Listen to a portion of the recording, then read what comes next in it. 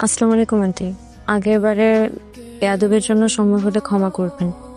আপনার ছেলেকে আপনার কাছে ফিরিয়ে দিতে এলাম। হঠাৎ এত দয়া দাক্ষিণ্য, কারণ কি? আমরা চাইলেই দুজনে আজকে বিয়ে করে ফেলতে পারতাম, কিন্তু আমি সেটা করিনি। মা বাবা হারানোর পর থেকে একটা জিনিস আমি খুব ভালো করে বুঝেছি, আমাদের জীবনে মা বাবা কতটা জরুরি।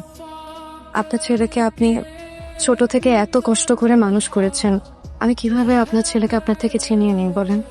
মা বাবার আদর আমি কোনোদিন পাইনি আন্টি। আপনার ছেলে যখন আপনার গল্প করতো, আমি না মুগ্ধ হয়ে শুনতাম।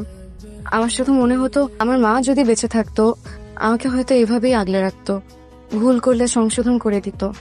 আমার না অনেক লোভ হয়েছিল, আপনার মেয়ে হয়ে আপনার বাসায় থাকবো।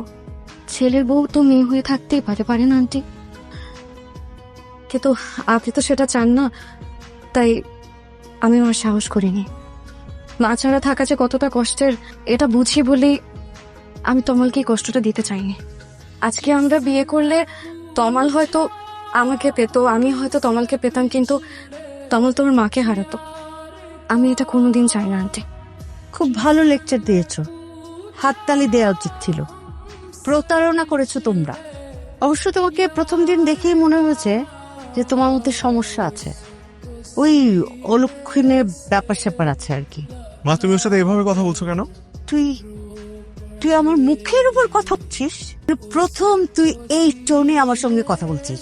কে জুগিয়েছে এত সাহস? নিশ্চয়ই এই মেয়েটি। প্লিজ, আমাদের সুন্দর পরিবারটা তুমি ধ্বংস করে দিও না, প্লিজ। আয়।